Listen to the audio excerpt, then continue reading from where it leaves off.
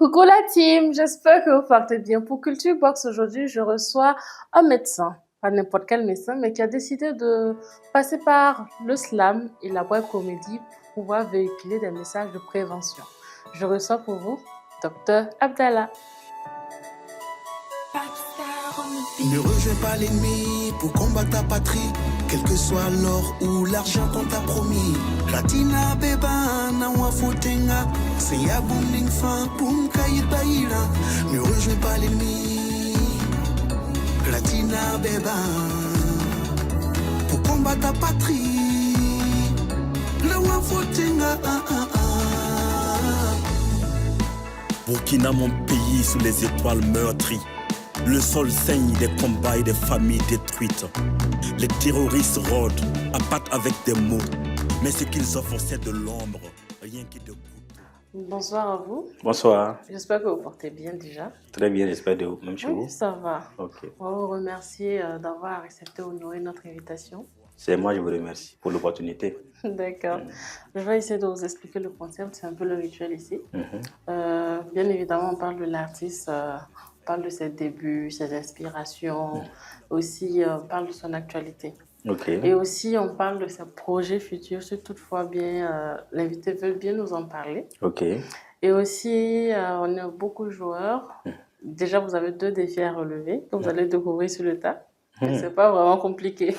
D'abord, il y a le défi de l'invité précédent que vous allez découvrir en même temps.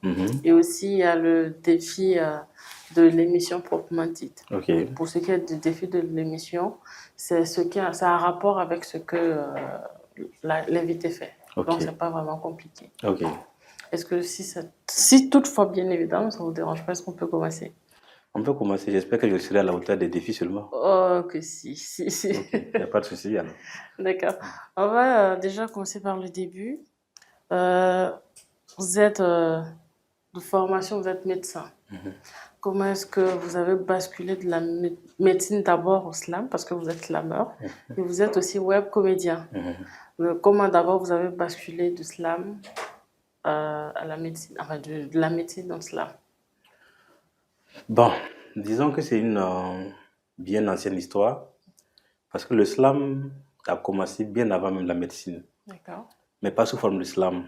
Ça a commencé sous forme de poésie, depuis le lycée Zenda, D'accord. où on s'essayait à écrire des textes de poèmes. Et vous savez, entre la poésie et le slam, il n'y a pas grand chemin à parcourir. Donc j'ai commencé la poésie avant d'avoir le bac. Quand j'ai eu le bac, j'ai été orienté en médecine. Et pendant ce cursus de médecine, je continuais à écrire des textes de poésie que je prenais du plaisir à lire ou bien à déclamer pendant des conférences ou bien pendant la pause en classe. D'accord. Et c'est dans cette optique que j'ai découvert Grand Corps Malade, qui est un grand slammer. Français. Et quand je l'écoutais, je le voyais un peu mes textes. Et je voyais l'émotion qu'il mettait dans ce qu'il faisait. Et je me suis dit, les textes que j'ai écrits aussi sont des beaux textes. Si on arrive à mettre l'émotion comme ce qu'il lui met, ça pourra aussi avoir de l'effet. Et c'est de là que l'amour du slam a commencé. J'ai juste pris mes textes que j'avais écrits et j'ai voulu faire comme Grand Corps Malade. J'ai voulu déclamer. Et c'est de là que le slam a commencé. Mais avec les études de médecine qui étaient un peu prenantes, c'était un peu compliqué de pouvoir y aller à fond. Maintenant, après la fin des études, on a plus de temps. Et j'ai découvert une autre chose dans ma profession médicale, les conseils. D'accord. Parce qu'en tant que médecin, tu as le rôle de sensibiliser la population, qu'on appelle la médecine préventive, dire aux gens ce qu'ils doivent faire pour ne pas tomber malade. Et tu as ce rôle aussi qui est curatif, de savoir ceux qui sont tombés malades malgré tout, pour les soigner. Et je me suis dit, le slam étant en train de prendre de l'ampleur, il y avait de la vogue. Je me suis dit, en tant que médecin, le conseil que je donne au patient qui est assis devant moi, le patient qui n'est pas devant moi aussi mérite d'avoir le même conseil. Comment faire de telle manière que ces conseils-là puissent toucher des milliers de patients, sans que ce soit forcément ceux qui sont devant moi. D'accord. Donc l'idée est venue de prendre ces conseils-là, comme j'aime le slam, mettre dans le slam pour faire sortir le message, pour qu'il puisse toucher aussi bien ceux qui viennent me voir que ceux qui ne viennent pas me voir. Comment est-ce que vous arrivez? Parce qu'on sait que, mine de rien, la médecine, c'est pas vraiment facile. Comment est-ce que, mine de rien, vous arrivez à non seulement à jongler entre le slam, entre la création de contenu et avec votre métier proprement dit? En réalité, il y a pas d'opposition, puisque c'est dans la même logique. D'accord. Le slam qu'on fait, c'est un slam médical. Donc, on s'inspire de ce qu'on fait dans le quotidien. Je reçois un patient qui vient me voir, qui se plaint de telle pathologie. Et je me rends compte que si ce patient avait eu tel conseil, il n'allait pas être malade. Donc, je décide de prendre ça pour en faire une chanson, pour faire sortir.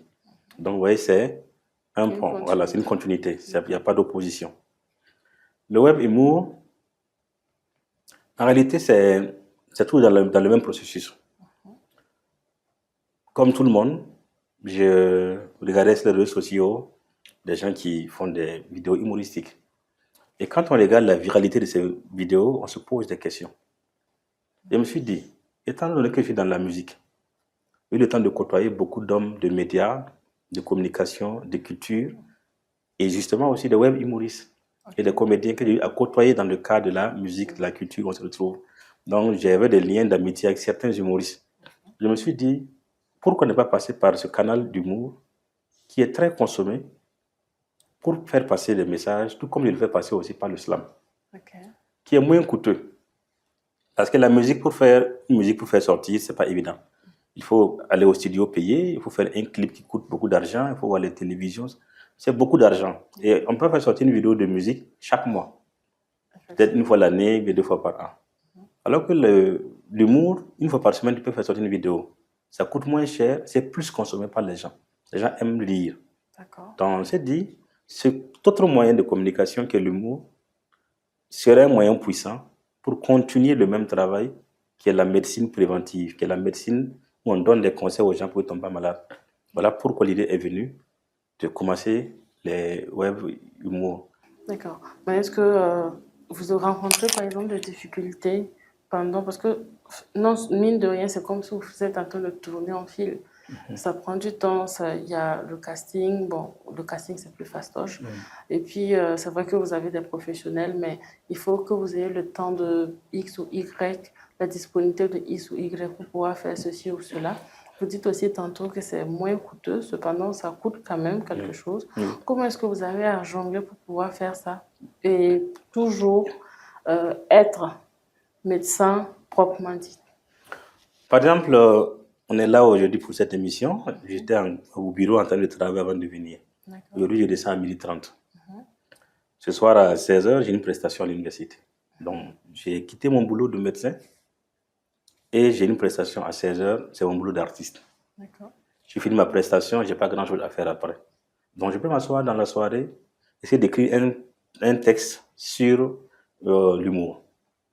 Je peux avoir une inspiration, j'écris un texte et je vois quel acteur peut incarner le rôle que je veux faire sortir. Quand j'écris, je regarde qui sont les personnes qui peuvent répondre au profil dans le texte et je les contacte. Je peux même écrire les textes et puis déposer. Parce que moi, mes tournages de vidéos humoristiques, en fait, je ne fais pas une vidéo comme ça. Je tourne les samedis et les dimanches. Ou les dimanches. Quand c'est le dimanche, je peux faire un tournage de 4-5 vidéos au cours de la journée. Vous voyez. Et quand tu fais 4-5 vidéos, même si tu fais sortir une vidéo chaque 2 semaines, tu as au moins 5-6 semaines où tu as du contenu pour faire sortir. Donc, ce n'est pas prenant.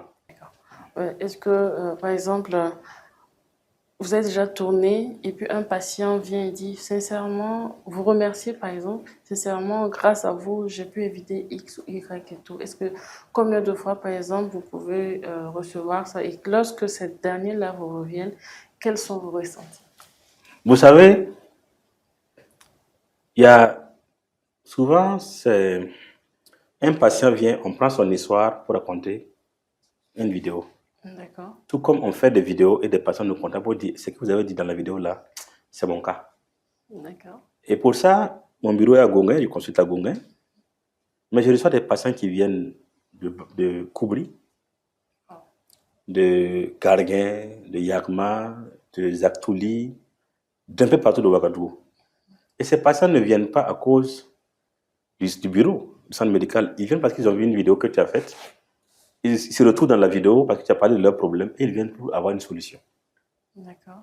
Tout comme aussi dans les Je veux dire quoi? Dans les messageries, quand on publie les vidéos, beaucoup de gens nous écrivent d'autres villes pour dire j'ai eu telle vidéo, vraiment ça me concerne. Quel conseil vous avez à me donner? Donc, ces vidéos attirent des patients au centre médical pour des consultations et ça permet aussi de sentir des patients qui sont loin, qui ne peuvent pas venir, mais qui demandent des conseils. C'est que j'ai fait sortir une vidéo avec Moussa Petit Sergent qui parlait de faiblesse sexuelle, où les gens se mettaient à consommer des produits, je veux dire, des médicaments de la rue pour avoir une certaine efficacité sexuelle. Et on a fait sortir la vidéo qui a parlé de ce thème-là. Et beaucoup de gens m'ont écrit pour dire qu'ils sont dans la situation. Et ils ont cette honte-là de venir consulter pour ça.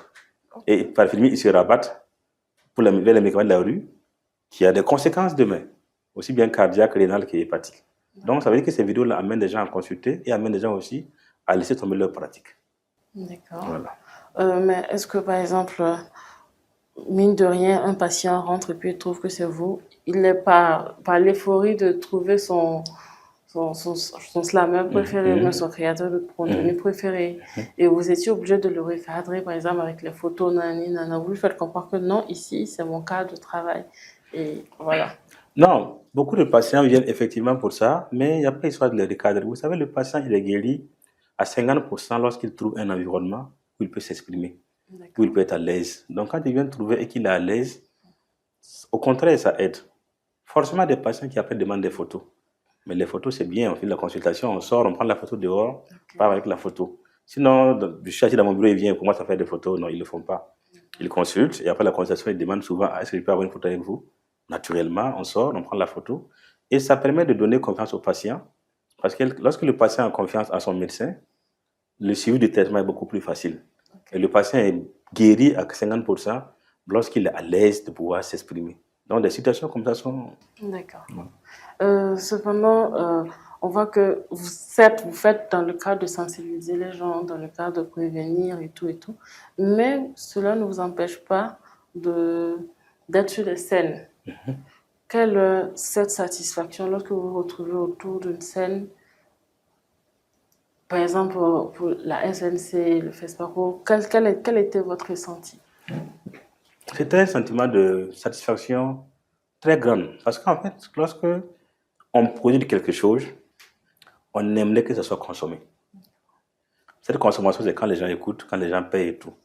Donc, lorsque tu produis quelque chose et que pour une cérémonie comme le FESPACO qui n'est pas donnée à n'importe qui, ou bien comme la SNC à Bobo qui n'est pas donnée à n'importe qui, et que tu as eu la chance, tu n'as pas déposé un dossier. Tu n'as pas poursuivi pour dire je veux prester. On t'a appelé pour dire on veut que tu viennes prester. Lorsque ça arrive, tu te rends compte en fait de l'impact du travail que tu fais. Peut-être que tu minimises ce que tu fais, mais tu te rends compte en ce moment que beaucoup de gens suivent, voient ce que tu fais. Et au-delà de ça, veulent que tu viennes faire et veulent te payer pour ça. Donc lorsque tu produis quelque chose, que ça arrive à être payé par des gens pour de telles cérémonies, forcément c'est un sentiment de satisfaction pour tout artiste. Et aussi un sentiment aussi qui dit, tu dois continuer parce que ce que tu fais est bien. D'accord. Mais si toutefois, est-ce qu'il y a une des scènes, c'est vrai que vous avez dit ça, c'est un sentiment de satisfaction et tout, mais une des scènes qui vous a le plus marqué, par exemple, lorsque vous êtes descendu, une personne est venue vous dire « Ah, sincèrement, ça m'a touché et tout », je dis ça bêtement, hein, mais l'une des scènes, l'après-scène qui vous a le plus marqué, et pourquoi? Je dirais que c'est récemment, la cérémonie d'ouverture de la philo, la foire du livre de Ouagadougou, où j'ai été invité pour prester. Et j'ai presté devant le Premier ministre qui avait représenté le président en son temps. Et après la prestation, le Premier ministre est venu. Il n'est pas le seul, avec d'autres ministres qui sont venus nous voir pour féliciter déjà pour le test qu'on avait eu à faire. Et vous savez, pouvoir prester devant ces autorités, forcément, ça fait très chaud au cœur. Et quand après cette prestation, ces mêmes autorités viennent vous voir pour dire ce que vous avez eu à faire, vraiment on a apprécié, c'était bien. Moi, honnêtement, ça m'a beaucoup touché. Parce que en tant que médecin, le ministre de la Santé était là, c'est un ministre de tutelle. Et si le ministre de la Santé voit son médecin qui presse, et qu'après son patron, le Premier ministre, vient je veux dire, féliciter son agent, forcément, il y a un sentiment de satisfaction et de bonheur dans ça. Et c'est une scène qui m'a énormément marqué. D'accord. Donc, en tout cas, nous, on apprécie ce que vous faites. C'est vraiment touchant, c'est vraiment bluffant. Et en même temps, on rigole, en même temps, on reçoit un message derrière. C'est vraiment bluffant. Merci. Maintenant, sur un tournage qui vous a le plus fatigué. Lorsque je dis fatigué, par exemple, qui a le plus duré, peut-être parce que vous avez beaucoup rigolé, ou bien parce qu'il y a un tel qui a fait le ci. C'est quelle vidéo qui vous a le plus fait chialer, comme on a pour l'habitude de dire, et pourquoi? La vidéo qui m'a le plus fatigué, c'est une vidéo qu'on a tournée avec Nakwarva, qui était une vidéo consultation au téléphone. Nakwarva était en train de m'appeler au téléphone pour consulter, prendre des conseils. Je lui disais non, viens au bureau et tout et tout. Ça nous a fatigué parce qu'on a tourné beaucoup à l'extérieur. D'accord. Et c'était en temps de pluie. On a tourné au bureau, on est parti au bureau, mais la partie de Nakwarva, c'était dans une pharmacie où il rentre, il sort, il rentre, il sort, il rentre, il sort. C'était une période pluvieuse. Et ça nous a énormément fatigués. Parce que les scènes de dehors ne sont pas simples à faire. Et en plus, il fallait déposer une demande à la pharmacie pour qu'elle accepte qu'on vienne tourner là-bas. Et le jour où il y a des patients qui venaient pour payer des médicaments, qui sortent, qui rentrent, pour patienter que les patients ils sortent, qui rentrent. Et il pleuvait. Donc, il fallait tourner avec des parapluies. C'est une scène qui a pris beaucoup de temps. Peut-être même 2h30 de tournage. Quelque chose qu'on pouvait faire même en 30-45 minutes. Mais à la fin, il y avait vraiment une satisfaction totale parce que la vidéo a eu un grand succès. Effectivement. Donc, à la fin, ça valait le coup de le faire. Mais c'était la vidéo vraiment qui nous a le plus fatigués. Autre vidéo qui nous fatigue aussi, que je ne retiens pas trop, mais ce sont les gens qui écrivent sur Facebook. Salut docteur, je vois vos vidéos, j'aimerais vraiment faire partie de vos vidéos. Donc, souvent, nous, on se dit, on va ouvrir des brèches pour certaines personnes. D'accord. S'il y a des rôles qui ne sont pas trop... Voilà, on invite un internaute qui veut bien faire partie de l'histoire à venir tourner. Et ces personnes, quand elles viennent, ça prend plus de temps. Elles ne sont pas des professionnels, mais elles rêvent de faire partie de la scène.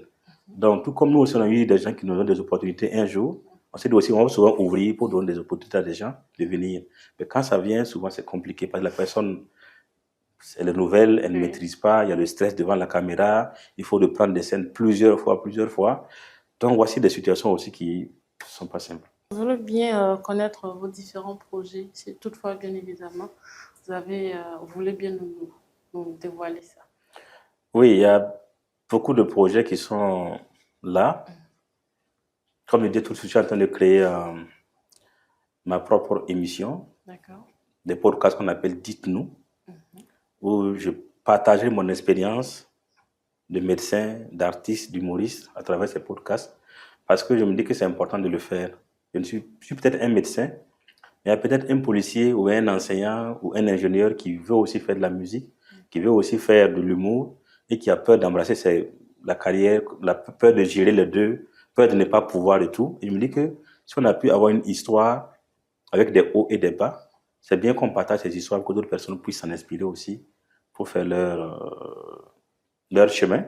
Donc, c'est un premier projet qui va être lancé d'ici là. Et le deuxième projet, c'est un projet musical que je suis en train de mettre en place. Plus moi seul, mais avec mes petits frères étudiants en médecine, 7e année, 6e année, 5e année, des gens qui m'écrivent pour dire, docteur, nous aussi on fait du slam. Je me suis dit, je vais créer pas un groupe, je vais dire un concept, où ces étudiants en médecine là, avec moi, avec aussi mes dévanciers. On a des maîtres, comme le professeur Charlemagne et autres. Je les invite sur un projet où nous serons 10 médecins, des professeurs, des médecins et des étudiants en médecine, pour faire une chanson dans le domaine de la santé. Voilà, pour avoir plus d'impact, parce que les professeurs seront dans la vidéo, pour créer une relève avec les petits frères qui sont en médecine, qui vont demain faire la même chose. Parce que si je suis seul à le faire, c'est bien. Mais si nous sommes 10, 15, il y aura beaucoup plus d'impact, il y aura beaucoup plus de conseils, il y aura beaucoup plus de choses. Donc, ces petits frères aussi feront partie de ce projet-là. C'est un projet qui est imminent, que je suis en train de proposer à l'ordre des médecins pour financement. Si l'ordre accepte de financer ça, ça va vraiment créer un impact et montrer que non, même les anciens peuvent faire de la musique pour sensibiliser. Les petits frères aussi peuvent faire de la musique pour sensibiliser. Donc, c'est ce projet-là qui est en bonne voie actuellement. D'accord. Voilà. On vous souhaite le meilleur cependant. Merci beaucoup. S'il y a plus de médecins qui le font, qui véhiculent des messages, voilà. C'est évident que ça ne va pas tomber dans l'oreille de sourd. C'est ça même. D'accord. On va passer au niveau des jeux. Pour ce qui est de l'émission, enfin du défi de l'émission, C'est pas compliqué, j'ai bien dit ça en rapport avec ce que vous faites. Donc, on va vous demander de faire un slam.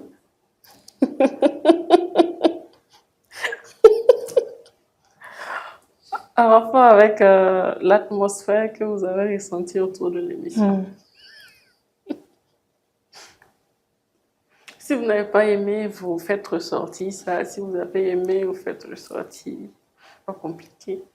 Le slam, c'est pas comme le chant. Le chant, tu peux prendre 2-3 phrases, tu entonnes et puis ça va. Oui, mais Le ça, slam demande une construction, Je demande sais. des rimes, demande beaucoup de choses. c'est votre ressenti. Tout ce qu'on demande, c'est juste votre ressenti autour de ce que vous avez aimé autour de l'émission. Je commence déjà à vous dire merci à cette jeune équipe. Quand je suis venu, je ne m'y attendais pas, mais j'ai été bien accueilli par une demoiselle qui m'a proposé de l'eau à boire. Je l'ai utilisé pour désaltérer ma soif. J'ai découvert un studio très professionnel, une équipe dynamique et surtout une présentatrice qui est quand même taquine. Elle ne m'a pas laissé, elle m'a posé des questions, elle me fait sortir de mes gants. Mais je suis resté fidèle à mon engagement. J'ai essayé de me défendre comme je pouvais. Et pendant qu'on est en train de parler, un monsieur est en train de nous regarder, en train de nous filmer. Je me demande ce qu'il a capté. Je me demande si ce sont des bons moments ou des moments de flash. Est-ce que ça sera bien à l'image ou bien sera qu'on cache? Voilà ce que je pouvais dire. Ah, voilà, c'est ton voyez que c'est pas compliqué. Vous, vos défis là. Oh, je croyais même que c'était un truc à voir avec la médecine. On va. Vous voyez que c'est pas compliqué. Malheureusement, je n'ai pas suivi les émissions passées, sinon j'allais quand même savoir qu'il y a des. Ok. Pour ce qui est du défi de l'invité précédent, je vais vous laisser découvrir. Ndata mneni hana wa émission kanga zugo. Ça va ton ndika flubi sanso le ba répéta. Flubi tala sanso normal. Ndata mtabik sanso kanga le ba répéter. Ndata mta san wa tabe le ba yila flubi musica. Oh vi maloda. Vi maloda. Oh, vi maloda. Vi maloda. Vi maloda. Rabi tumbalka tunaya kompense. Sadul ventiare. Arvim loda. Zamum balka tundaya. Madame. Une chanson que je ne connais même pas bien. Ouais. Lui n'a pas donné un choix entre 2-3 chansons, il a forcément dit Flobi seulement. Mais voilà, c'est top au moins. Voilà, le refrain seulement c'est bon. Voilà, c'est top. Le refrain seulement c'est bon. Encore merci d'être passé. Je vous en prie. Si toutefois vous avez un message à donner à l'endroit de vos patients actuellement, ce serait quoi? Un message à l'endroit de mes patients, c'est leur dire seulement que la prévention représente 60% et les traitements 40%. Vous avez aujourd'hui tellement de plateformes et de moyens de connaître des éléments pour ne pas tomber malade. Si vous devez exploiter ça, la médecine préventive est mieux que la médecine curative. Ne fumez pas. Protégez-vous contre la poussière qu'il y a actuellement. Il faut vous faire vacciner quand il le faut. Faites votre dépistage pour tout faire pour éviter d'arriver au stade de maladie. Arrivé à ce stade, souvent, le médecin ne peut plus rien faire. Donc, c'est le message que j'ai à l'endroit de mes patients. Je n'aimerais pas vous recevoir au bureau trop fréquemment. Si vous devez venir, que ce soit pour autre chose, mais pas pour des situations où souvent on doit vous référer vers des échelons supérieurs ou des situations où on doit vous annoncer des nouvelles qu'on n'aimerait pas vous annoncer. Donc, protégez-vous, c'est le plus important. D'accord. Je pense que le message est passé. Je demandais à l'endroit des patients parce que non seulement lorsque vous faites vos créations de contenu et aussi le slam, c'est à l'endroit de vos patients. C'est ça. Donc, on va vous remercier pour ces conseils Okay. et vous souhaiter bon vent. Merci. Surtout pour les projets à venir, que ça se réalise. On a hâte, on est impatient de découvrir le reste. En tout cas, j'ai un projet aussi, un deuxième projet de faire sortir un livre qui doit sortir le 29 mai, si tout va bien, qui est intitulé « Là où tout semblait perdu ». Donc, dans 2 mois. et j'aimerais vous y inviter à venir à cette dédicace. Un plaisir. Il aura peut-être lieu au Sénasa si tout va bien, pas loin de chez vous. Oui. Voilà. Donc, et merci à vous pour cette opportunité que vous donnez D'accord. à nous, autres artistes, de pouvoir nous exprimer. Et bon vent surtout à Fadima Web TV. Merci beaucoup d'être passé surtout. Je vous en prie. Quant à vous, j'espère que vous avez aimé passer un bon moment avec notre artiste du jour et je vous laisse deviner quel est le défi que notre invité du jour va lancer à l'invité suivant. Salut!